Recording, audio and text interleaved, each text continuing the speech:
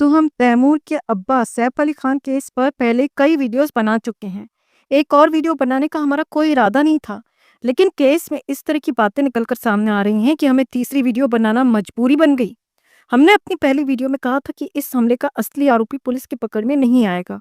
कुछ गरीब लोगों को उठाकर जेल में बंद कर दिया जाएगा और सारा ठीकरा उनके सर पर फोड़ा जाएगा। हालांकि कुछ लोगों का मानना है कि असली आरोपी अभी भी पुलिस की पकड़ में नहीं आया और ना ही जीवन में असली आरोपी का नाम सामने आ पाएगा। पकड़ना तो बहुत दूर की बात है। पुलिस अपनी तरफ से केस को जल्द से जल्द बंद करने की कोशिश कर रही है, लेकिन अब धीरे धीरे केस की परतें भी खुल रही हैं और वो सच्चाई सामने आ रही है जिसे पुलिस प्रशासन छिपाने की कोशिश कर रहा है। पुलिस ने सबसे पहले इस केस में 17 जनवरी को शाहिद नाम के लड़के को गिरफ्तार किया था। शाहिद को ही सैफ अली खान का हमलावर बताया गया। इसकी थ्योरी के अनुसार शाहिद ने शाहरुख खान के घर की भी रैकी की थी और उसने 5 घरों के ताले तोड़कर चोरी की थी। इसके बाद दोपहर के समय पुलिस ने बयान में कहा कि लड़के का हमले से कोई लेना देना नहीं है और अभी तक सैफ अली खान मामले में किसी की गिरफ्तारी नहीं हुई।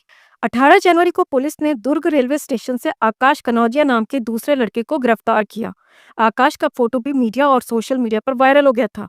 पुलिस ने आकाश को कस्टडी में लेकर पूछताछ की और उसके बाद छोड़ दिया। इसके बाद आकाश के अपने घर, परिवार और रिश्तेदारों में बात फैली तो उसके रिश्तेदारों ने आकाश और उसके परिवार को भी आरोपी बनाना शुरू कर दिया। आकाश को उसकी नौकरी से निकाल दिया गया और उसकी जहां पर शादी होने वाली थी वो शादी भी टूट गई, क्योंकि आकाश का नाम मीडिया, सोशल मीडिया और उसका फोटो भी वायरल हो गया था। इतने हाई प्रोफाइल केस में पुलिस इतनी बड़ी गलती कैसे कर सकती है कि बेवजह, बिना किसी सबूत के किसी गरीब इंसान को उठाकर उससे पूछताछ करने बैठ जाए। और चलो पूछताछ करनी जरूरी है, तो क्या हर एक संदिग्ध का चेहरा, हर एक सस्पेक्ट का चेहरा, उसकी पहचान मीडिया में उजागर करनी जरूरी है?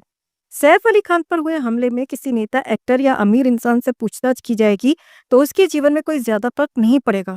आज उससे पूछताछ होगी, अगले दिन वो काम पर चला जाएगा। लेकिन मिडिल क्लास फैमिली में किसी जवान लड़के से इतने बड़े केस में पूछताछ होनी, मीडिया में उसका नाम आना छोटी बात नहीं है।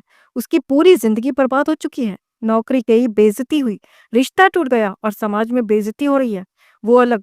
महाराष्ट्र सरकार और मुंबई पुलिस को नैतिकता के आधार पर अपनी गलती मानकर आकाश कनौजिया को हर्जाना देना चाहिए, क्योंकि पुलिस पूछताछ करने की हकदार तो है, लेकिन आरोपी साबित होने से पहले किसी की पहचान रिवील करके उसे बदनाम करना गलत है।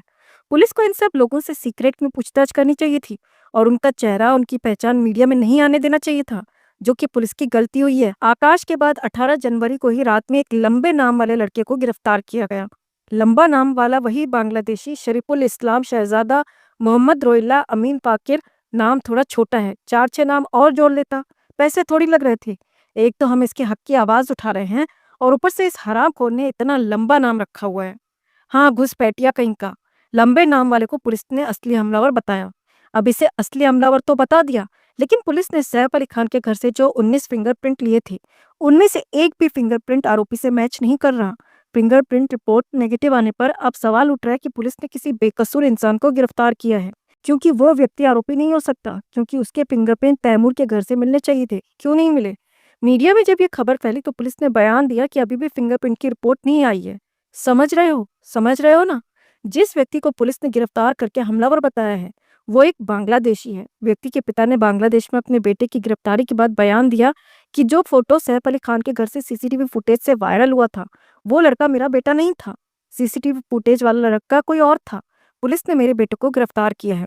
कई एक्सपर्ट्स ने भी सीसीटीवी वाले लड़के और गिरफ्तार किए गए लड़के का चेहरा देखकर बताया कि दोनों चेहरे अलग अलग हैं।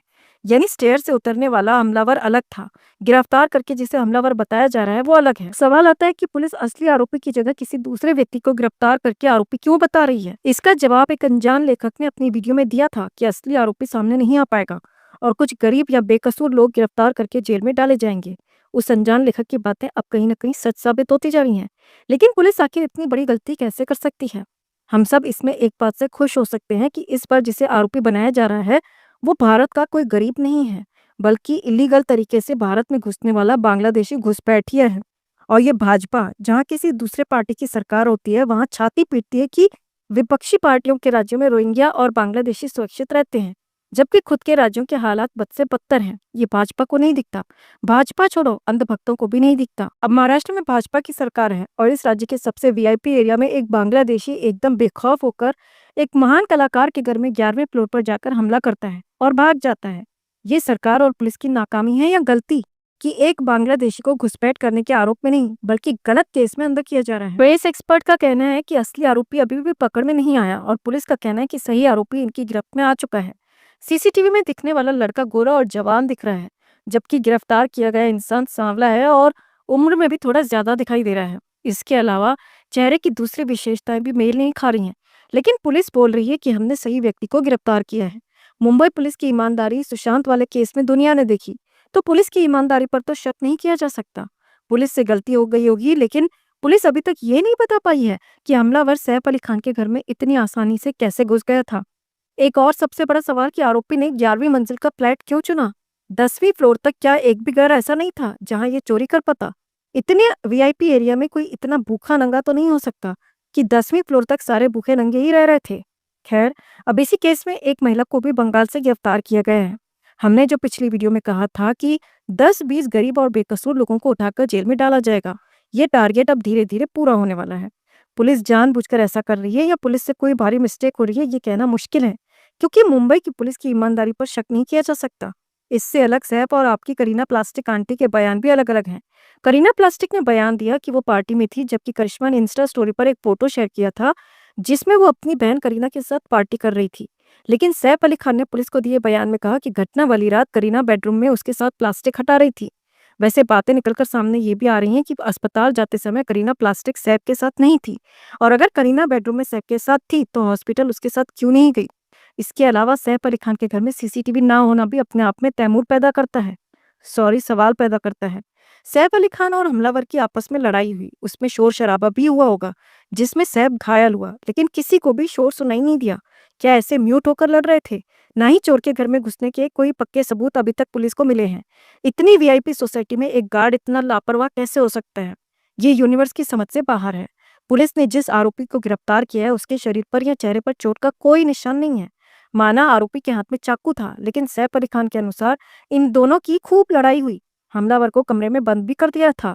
क्या इतनी लड़ाई के बाद हमलावर को थोड़ी सी भी चोट नहीं लगी? सैफ अली खान के बारे में बताया जा रहा है कि 6 इंच का चाकू उसकी रीढ़ की हड्डी में घुसा था और अंदर ही टूट गया था। मीडिया में तो चाकू की तस्वीरें भी सामने आ रही थी, लेकिन सैफ अली खान को 2-3 दिन के बाद ही कुत्ता पाता मीडिया के सामने हाथ हिलाता हुआ अपने घर जाता हुआ देखा गया। रीढ़ की हड्डी में चाकू घुसकर टूट गया और इंसान 2-3 दिन के बाद ही इतना ज्यादा फिट हो जाए कि बिना किसी सहारे के चलने लगे। सैफ अली खान है या शक्तिमान? सैफ अली खान की नौकरानी ने पहले बताया था कि हमलावर हेक्सा ब्लेड लेकर आया था और उसी से हमला किया था। हेक्सा ब्लेड एक तरह की धारदार ब्लेड होती है, जबकि सैफ अली खान के जख्मों के आधार पर बताया जा रहा है कि ये चाकू के निशान है। चाकू की फोटो भी सोशल मीडिया पर वायरल हुई थी और पुलिस ने भी स्वीकार किया कि चाकू के टुकड़े बरामद हुए।